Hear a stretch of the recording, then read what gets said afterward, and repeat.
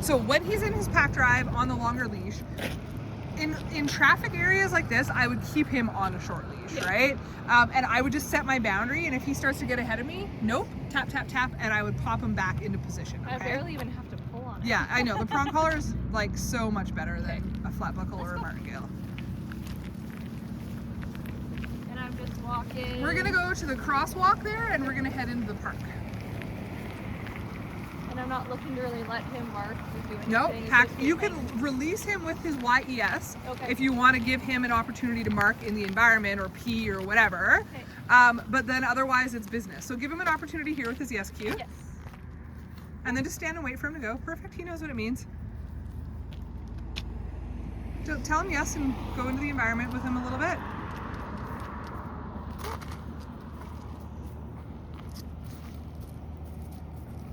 Okay, and then use your pack drive cue to call him back.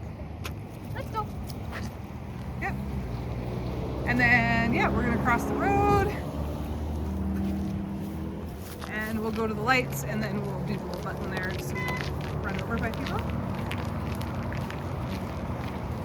You have two types of drivers at a crosswalk. You have the overly cautious ones that are like already stopping like 3 blocks back and are like causing accidents, or the ones that just like zoom through while you're in the crosswalk and you're like, okay. Only 2 types.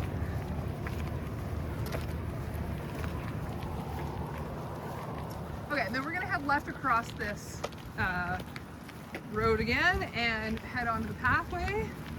So what we're gonna do today is we're gonna talk a little bit about advocacy, okay? So especially when you're on these like tighter pathways, if you're hiking or something like that, it's still gonna apply.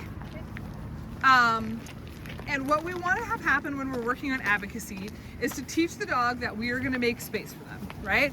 So if there was another dog coming straight down this pathway at us right now, Yep. our options are very limited because we have a barrier here. Yep. And we can't really go too far here, right? So what I want to teach my dog is watch him with his, see how he's getting out of position Yeah, here? So, so yep, tap him back a little bit. Yep, there you go. I really want to help my dog make space for themselves if something's coming, but I can't go super far. So you don't need to make a lot of space, but you need to make space at the right time. Okay. And that's where advocacy comes in pack drive. So you have 3 options. We call them like 3 phases of pack drive advocacy. First advocacy stage 1, is where you are essentially turning left in front of the trigger or the distraction. Okay. So if they were coming and you want to walk just a little bit into the middle of the sidewalk a little bit, because this gives you options. Okay. If you're already like squeezed tight against the side of the trail or the pathway, you have nowhere to go. So you need to be like walking in the middle, elbows up. I always tell people elbows up, gotta like own your space a little bit. Okay. Because now what you're gonna do is if there was a dog coming at us right now, I would say, let's go and turn left across here. So practice that, let's go, turn left. And now you can just keep going straight on the path, but now you are in between the dog and the trigger. Okay. Okay, so now you're just, so let's try that again. So get into the middle of the path. So there's a dog coming, you're gonna say, let's go. Yep, you're gonna move him. And then whatever space you need to make, probably just a couple feet's perfectly fine. And you're just gonna keep going on that. And then once they pass, you go back on your path. And so, do I need like, is it okay if I kind of step into him? Use your leash. Use my leash? Yeah. Okay. 'Cause Always I use felt your- like I kind of was like stepping in front Yeah, of I him. want you to guide with your leash. Okay. So say, let's go, then leash pressure, and then move. Let's Try go. that again. Yep, perfect. Much better. See how much more responsive he is to that versus your leg? 100%. Yeah. Okay. Of course, today will be the day that there's literally nobody at the park, but all right, so we'll hang it right here. Okay. Nobody picks up their poop in this park despite that sign. It's absolutely disgusting. We understand that. So phase 2 of our pack drive advocacy is where you would just kind of like bump out around the dog to the right. So if there was a dog coming down the path, you would just say, let's go, lead with your leash, and just bump out a little bit. Yes, that's perfect. And then once they pass, get back on the path. I would use this in a situation where the dog looks very under control. So you do kind of need to judge people a little bit when you're out with your dog, right? Especially if you have a dog that's concerned about things coming into their space, because I want to make sure I'm giving him the right kind of advocacy. If I open him up to the dog that's walking past and that dog lunges at him, I didn't show my dog that I'm going to advocate for him, right? So I do need to be careful whether I choose advocacy phase 1 or 2, depending on how much control that person has of their dog, right? Yeah, we'll have a good example. This dog does not look under control. It's not even on a leash. So I would probably do phase 1, right? Meaning, so walk in the middle of the path. You're already like hedging on the edge there. And then if that dog is off leash and comes forward, just put myself in between the dog. And you're just gonna keep moving. You're gonna say, let's go, hang a left, walk up on the path. Yep, always use your leash, yep. If you were off leash, I would use my e-collar. Right, but the exact same thing. And where you make space for yourself here is really important. Don't make space now, because what's going to happen is the dog's still coming into our space the closer we get to that dog, right? And so what I don't want to have happen is at the last minute, the dog still is going to react from way over here because they still feel that that pressure is on, right? So I'm going to tell you when to move. You're going to watch your dog's body language a little bit here. Advocate now. Yep. And then just keep going straight, but just, yep, there you go. Perfect. Hello, how are you? Hi, little guy. So cute. Okay. Oh my goodness, that's amazing. Wow. Yep, so you're gonna just say, let's go. Perfect. You made a little bit of space there. That was lovely. Good job. So let's stop here and talk about this dog for a second. So first of all, that little dog was like not interested in us. That was a perfectly lovely little interaction, right? Where he wasn't worried. He was like, he didn't even really perk up that much, which was perfect. Yes. But that dog can't come into our space at all because it's behind a fence. So I always tell people that advocacy and discipline live on the same spectrum. Okay, they're just opposite ends of the same spectrum. Meaning, don't let him fixate. Tell him, let's go and move him. Yep, there we go. Don't move too far. Come back.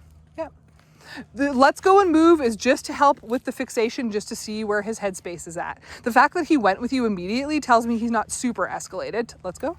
Yep, always use your voice and then your leash pressure. Yep, then move him back.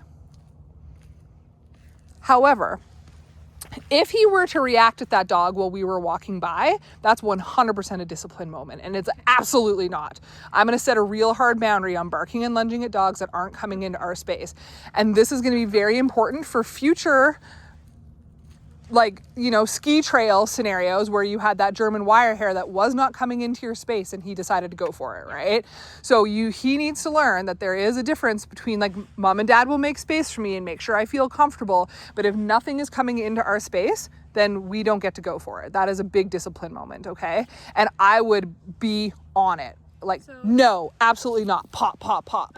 Okay, Yeah. Say if I was walking by and he lunged out Yep. and started barking, I'd go, no. Yep, and it's going to be more of like a side step. So can you just hold this for a second so you guys can see this on the video?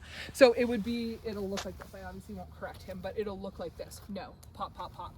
Okay. And move him, right? Okay. So I always, as much as possible, when I'm working on my pack drive, I want to do lateral movements, right? Okay. I want to move my dog this way. Okay. If I pop up, he has nowhere to go. Okay. Remember, the point of the correction is to the dog, you're going to put him into a sit, perhaps. We got a bit of a dog situation going on over there. Yeah, there's lots of barky dogs and so we'll make our way around there. But yeah, I don't want to correct up because that doesn't give the dog anywhere to go where he can't turn the pressure off, right? But if I correct him laterally, he's like, oh, we have to go. Then he knows to move with me. Okay? Sounds good. Okay, we'll keep Chat going. about that. Okay. Yeah, it's, I kind of think that my space is like, it'll depend a little bit on the environment and a little bit on the dog. Your dog's quite sensitive about dogs in his space. So I'm going to advocate and give him a little bit more space. And I'm going to give him a little bit more of a benefit of the doubt when it comes to the discipline.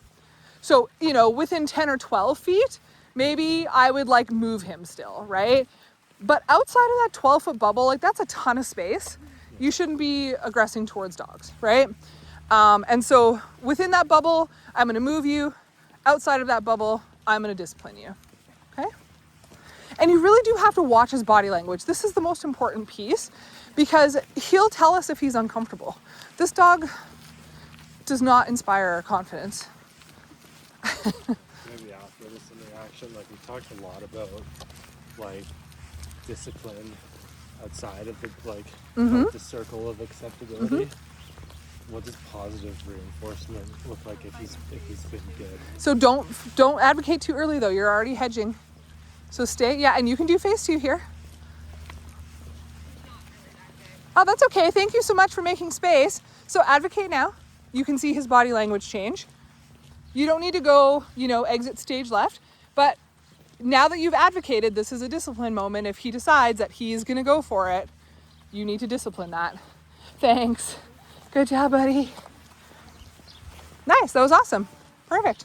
Tell him he's a really good boy. Sorry, say that question again. I was a bit focused on that dog. Oh, that's fair. So we talked about like if Grover decides to sort of elevate with either lunging or barking to a dog that's outside of that 10-foot radius. Yep. He's doing what he's supposed to be doing right now. Like, Yep. is there a way to like mark or like yeah, you did the right thing there. Like, good You're just boy. gonna use your good cue. Just good. So if he's being good and not escalating, tell him he's good. I always tell people coaching goes both ways, right? So you have to tell him when he's good and also when he's being bad. So when he's being good like this, feel free to tell him, what a good boy, reach down, give him a little bit of love, right? He needs to know that he's doing the right thing. So that's like an after you pass the dog sort of thing, like not Exactly, not in the moment. We never are giving affection or like that did you positive see him clock that dog? Oh, Yeah. I didn't even see that. Okay, I want you to work in pack drive. Come back here. So you're just gonna keep working in this big circle around here with that dog, okay? Is this your favorite corner of the park? For a Yes. Do you see the other dogs out there? reason? Yeah. There's a really big one. I'm sure these people hate me. Oh, whatever. Yep. Correct that. He didn't go with you. So I'd be on top of that immediately, okay? You can see he was like lingering on the end of your leash pressure there a little bit. No sniffing.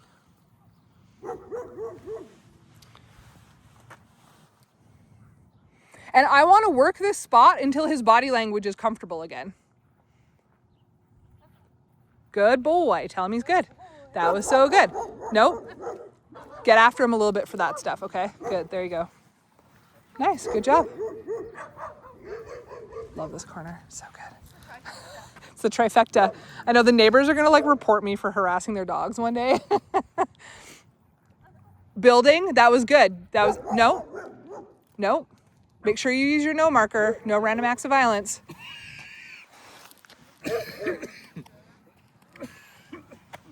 You okay?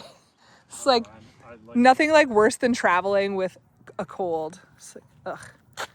I was getting better. Nice. Good I boy. saw you, but then I got sick all over again. So now we're back to where we Oh, that sucks. okay. Nice.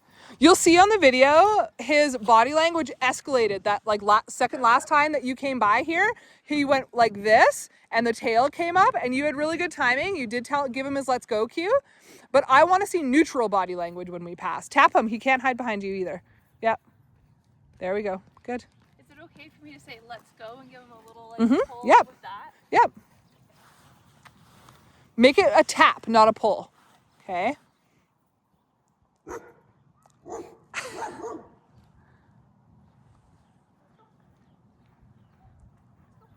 Nice. Good boy. Tell him he's really good. That was super. Let's keep going. Get back on your path in the middle so that you can advocate in case something comes down the pathway. Perfect. This dog's going to probably run the fence line, so just be prepared. This is absolutely a discipline moment. So if he decides to even perk up inappropriately, I might be like, nope, and give him a little pop. Good dog. You got Mr. Sparky on now, my buddy? You don't get to chase the fence anymore.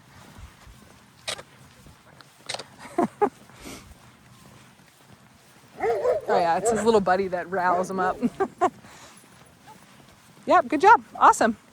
We do not escalate when dogs who are not coming into our space bark at us. Nice work. do we escalate when dogs come into our space? Yeah, we move our dogs. We move our dogs. Yeah, just like I did when Remy came into our space. And it's kinda just I like- said nope to this dog and I moved him out of the way, right? So I want to make sure that if an off-leash dog is coming into my space, I'm going to move him. And he does know now that if a dog is coming into his space, that he has an option to do that. Like when he started in the board and train, he just like hunkered down. He's like, no, I'm just going to lie here. Like, no, that is a terrible idea. Get frigid and get ready to. Yes, I'm just going to get ready to load and attack. Even when did I send you guys a video where we did the test of him on the stuffed dogs? Saw it on Instagram. Oh yeah, maybe I just did a quick Instagram video. Like he was like, I don't know about you. screw this dog. Why are you here? Even when he went and barked the tree after. Mm-hmm. Yeah, he's like, oh, I'm so mad about that dog. All right, so you can do probably phase 2 on this, but again, I would wait a little bit. I would advocate at the children probably, just because they're scooters, right? So advocate now. You can see his ears just came up there a little bit. Perfect. Then just keep going. Close the gap here a little bit on this dog, and then advocate again. Advocate now. Good. If you would have kept the gap open while not advocating that second time, he would have still felt the pressure of that dog coming in on him, because just by virtue of that dog coming towards you, they're still closing the space. Just giving him that little bit of space is what advocacy is. So he doesn't need a lot of space, but he needs to know that you're going to make it for him, right? Same thing, get back on the middle of your path there. This is the hardest thing for people. We're like such polite Canadians and we're like, oh, I don't want to take up more space than I deserve. And like we walk right along the edge of the pathway all the time. But yeah, perfect. And this is like absolutely a disciplined moment. Those dogs are not coming into our space. They're not coming our direction. He did a great job with that. So phase 1 is just like carving off the path, and phase 2. It's a left-hand turn in front of the dogs. So You're basically just trying to put like human between them. exactly, yeah. But again, not stationary, right? Yeah. So let's practice phase 1 again, just so Andrew can see it again. You're gonna have a fake dog, but okay. Advocate left, leash pressure. Now get just straight act. Yeah, exactly, perfect. So you're just like, so what that does, like I'll do this a lot in public spaces, because what it does is it pushes people to the other side, right? Because then they're like, oh, sorry, and like they're gonna move to the other side of the trail. Gives your dog lots of space, and it puts you between the dog and the trigger, right? If like those people had, the other people that went by, they had their dogs on like a big long flexi and it was like all out of control, 100% I would have done a left hand turn in front of them and moved. Even though I would have had to like go into their space to do it, it's still a better option than leaving your dog open to that. Yeah. Because dogs know when things are out of control. Like those dogs weren't, I wouldn't say super under control, but the owners were trying at least.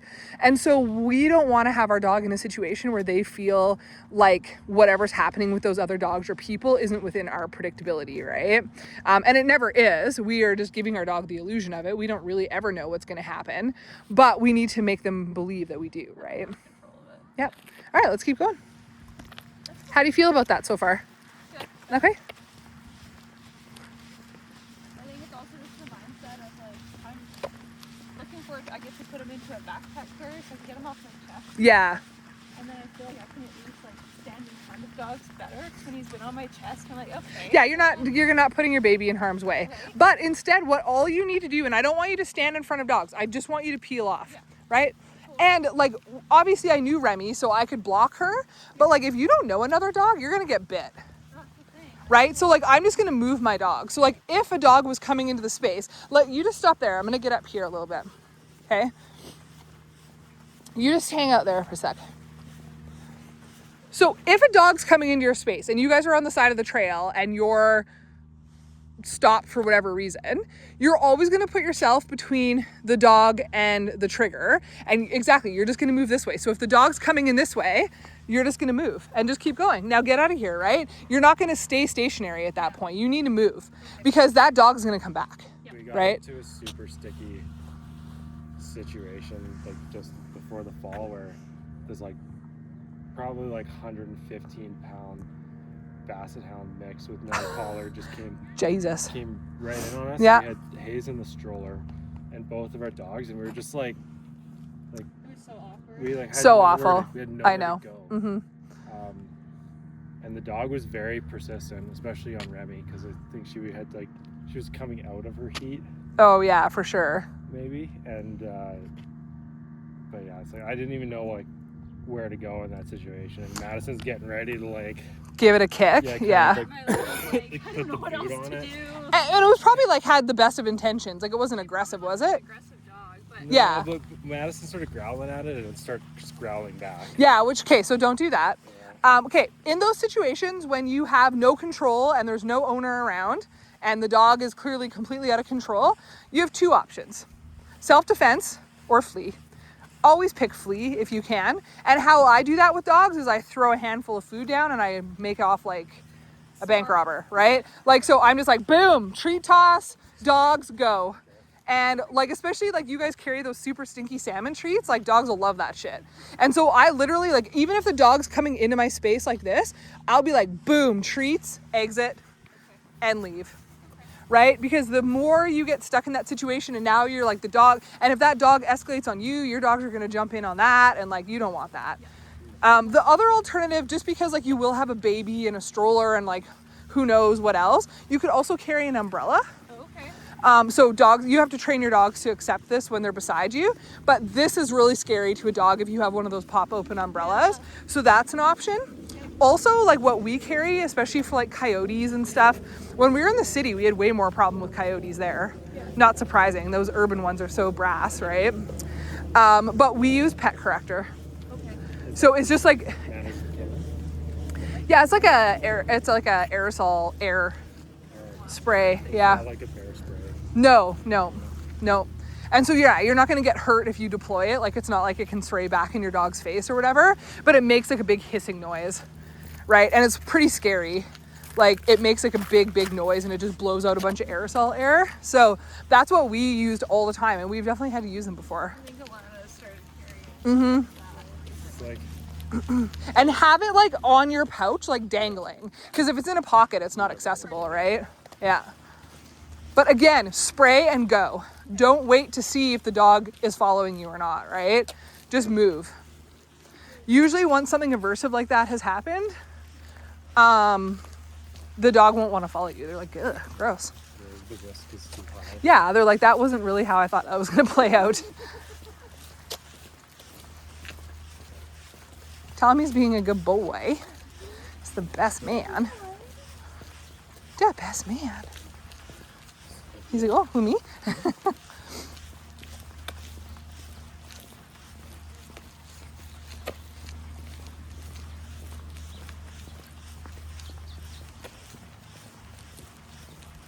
thinking about that video of him with the fake dog, looking at his body language.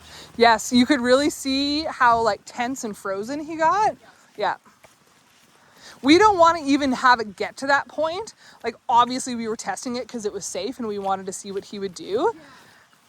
But that is definitely, that freeze is a precursor to fight. Yeah. Almost always. If it happens that a dog runs up on you and he freezes, take a step back. You're already like, Jesus, take the wheel at that point. There's no fixing that. And if you move in, and especially if your dog's off leash, you're going to get bit or the dogs are going to attack each other. So move him back, like get out of the space and just try and recall him out of there. Let's go him out of there, because whatever's going to happen at that point is already going to happen. And like, you guys don't want to get bit, right? The hard part is like, I love that we can have him off leash. There's also a lot of people that have uncontrolled dogs. Yep, off leash exactly. in my area. Yep, it is a double-edged sword for sure.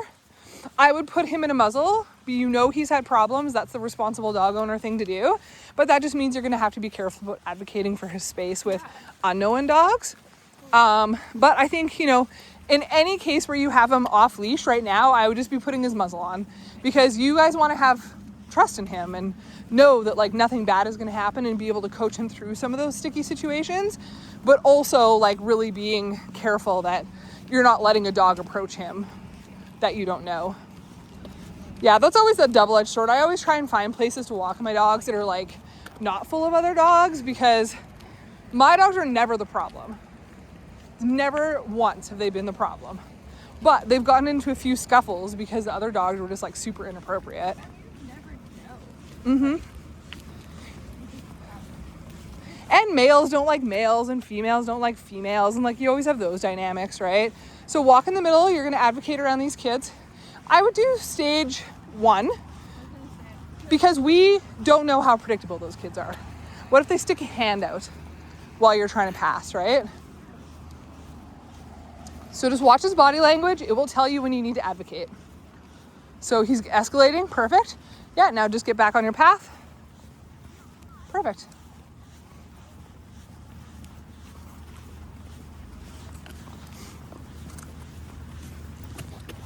Nice.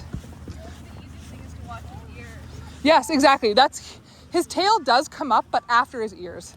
So yeah, his ears are the thing that you'll see the most. And it's like easier for me to see his head off his Yeah. head could fully turn around. Yeah, and that's usually the first thing that happens. Ears, the body posture will come up, ears will come up, tail will come up afterwards. That's awesome. That's really good. I honestly think we should leave it here. We can just wrap up and answer any questions you guys have, but he did basically perfect. So